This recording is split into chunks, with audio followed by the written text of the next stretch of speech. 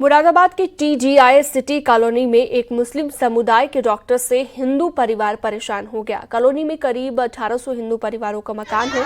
अशोक बजाज नाम के eye specialist doctor ने अपना मकान ऑर्थोपेडिक डॉक्टर यूसुफ त्यागी को बेचा है। मकान बेचे जाने के बाद कॉलोनी के हिंदू समुदाय के लोगों ने सिटी मजिस्ट्रेट से शिकायत की है। मंदिर के पास मौजूद मकान मुस्लिम समुदाय के डॉक्टर को बेचने से लोगों ने आपत्ति जताई है और रजिस्ट्री कैंसिल कर मकान वापस करने की मांग की गई है। वहीं इस मामले पर डीएम ने कहा कि सभी पक्षों में लगातार बातचीत हो रही है। हमारी कोशिश है कि इसका समाधान पूरी सहमति के साथ निकले।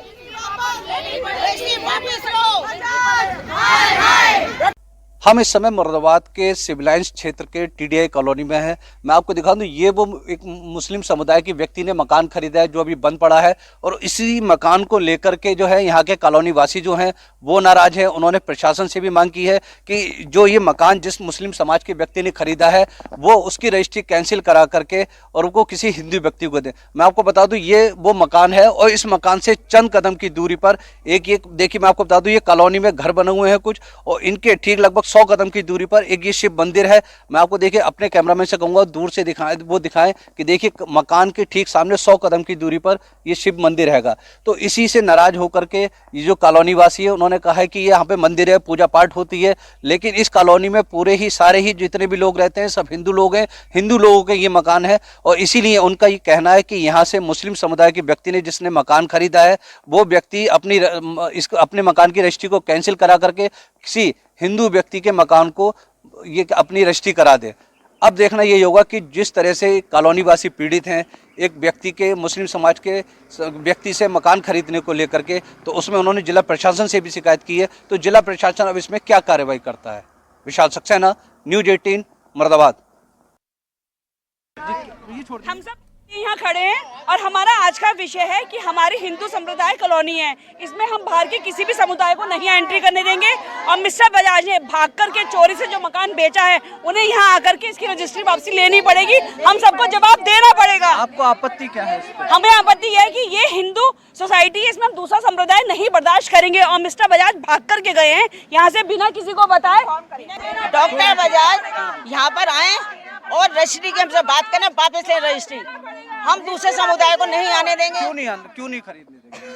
क्यों नहीं आने देंगे कॉलोनी? क्यों? हमारे हिंदू समुदाय है, हम ये चाहते हैं हम प्यार से रहें, एकता से रहें। सारे हिंदू लोग हैं? हाँ, सारे हिंदू लोग हैं। सब हिंदू समाज के लोग यहाँ रह रहे हैं। मिस्टर बजाज भगोड़े ढंग से यहाँ मकान चोरी से बेच के गए हैं। मंदिर के सामने किसी और समुदाय को देके गए हैं जो अनुचित है।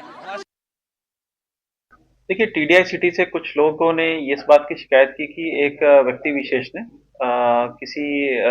एक दूसरे धर्म के एक व्यक्ति को उन्होंने अपना मकान बेचा है। इसको लेके वहां पे कतिपय व्यक्तियों को इससे आपत्ति थी। इसमें जैसे ये प्रकरण प्रशासन और पुलिस के संज्ञान में आया, सभी पक्षों से इसमें लगातार वार्ता चल रही है और हम लोग का पूरा प्रयास है कि इसका जो एक समाधान निकले वो सबकी सहमति से निकले और किसी भी प्रकार का इसमें जो माहौल खराब करने की जो चीज है वो इसमें शामिल ना हो, इसमें इस प्रकार की कोई घटना इसमें ना हो। और कानपुर से बड़ी खबर, रिमझिम इस्पात के ठिकाने पर इनकम टैक्स डिपार्टमेंट की छापेमारी। 350 करोड़ की टैक्स चोरी सामने आई है। 500 करोड़ के फर्जी कारोबार का खुलासा हुआ है। 100 फर्जी कंपनी बनाकर गुमराह किया गया। कंपनी के 55 ठिकानों पर इनकम टैक्स डिपार्टमेंट ने छापा मारा है और IT की टीम ने कानपुर में रखे सभी सबूत। ये खबर सूत्रों के हवाले से मिली है। इस पर ज्यादा जानकारी के लिए अमित गंजू हमारे सहयोगी जुड़ गए हैं हमारे साथ। अमित, और क्या कुछ जानकारी IT की रेड को लेकर? देखिए शीलम जी, मैं आपको बताना चाहूंगा कि लगभग पिछले 8 दिनों से लगातार रिमझिम सरिया के यहाँ छापेमारी चल रही है। लोहा, स्टील और स्क्रैप के प्रमुख कारोबारी हैं और अगर बात की जाए तो इनके 55 ठिकानों पर एक साथ छापेमारी चली। 250 से ज्यादा कर्मचारी, अधिकारी और पुलिस के कर्मी इसमें मौजूद रहे। अगर ओवरऑल बात की जाए तो इसमें 3 ठिकानों पर अब सिर्फ छापेमारी रह गई है। 100 से अधिक मुखौटा कंपनीज अभी तक सामने आई हैं। 350 करोड़ की टैक्स चोरी सामने आई है। 500 करोड़ का फर्जी कारोबार का भंडाफोड़ हुआ है। इन सब के अलावा नॉन कॉपरेशन का भी एक इन पे एलिगेशन लगा। 144 घंटे की जो छापेमारी चली इसमें कानपुर देहात, हमीरपुर, दिल्ली और अन्य जगह ये छापेमारी चली, जो सिमट के 3 जगह रह गई है। पुलिस, अगर हम सूत्रों की माने, इनकम टैक्स के सूत्रों की माने, तो तमाम ऐसे दस्तावेज हाथ लगे हैं जिनसे टैक्स चोरी का अभी और संख्या बढ़ सकती है। अगर आयकर अधिकारियों की बात करें तो इस्पात कंपनी व इसके सहयोगी के 55 ठिकानों पर टोटल कार्रवाई हुई थी। फर्जी कारोबारों के साथ करोड़ों का हेरफेर सामने आया है। सबूत हाथ लगे, सभी ठिकानों की चीजें जुटाई गई। इन सभी सबूतों को कानपुर के एक इनकम टैक्स का जो ऑफिस है उसमें इनको रखा गया। इन सब के जांच पड़ताल के बाद टैक्स चोरी के साथ साथ फर्जी कारोबार की भी तस्वीर उभर के अब सामने आई है। ऐसे में नॉन कॉपरेशन वाली बात जो हमने आपको पूर्व में बताई, नॉन कॉपरेशन में जहां एक और डिटेल्स मानने पर वाईफाई का कनेक्शन काट दिया गया था, पासवर्ड तक नहीं बताया गया था। तमाम ऐसे इलेक्ट्रॉनिक डिवाइसेज हैं जो इनकम टैक्स के पास पड़ी हैं, जिसमें कोड्स नहीं मिल रहे हैं। ऐसी तमाम चीजें जिस पर अब इनकी साइबर सेल भी काम कर रही है। यानी माना जाए कि 144 घंटे तक चली छापेमारी 55 स्थान से सिमटकर 3 स्थान पर रह गई। और अब जब इन 3 स्थानों पर भी समापन होगा तब जाके पता चलेगा वास्तविकता थी क्या, कर पंचना कितने की थी। मैं श्रीराम जी आपके माध्यम से बताना चाहूंगा कि 2019 में भी सेंट्रल जीएसटी की एक छापेमारी चली, जिस दौरान टैक्स चोरी का एक मामला सामने आया था और इसमें इनके खिलाफ मुकदमा भी लिखने की बात सामने आई थी। बाद में कुछ पेनल्टी अमाउंट ऑफ मनी जमा किया गया था।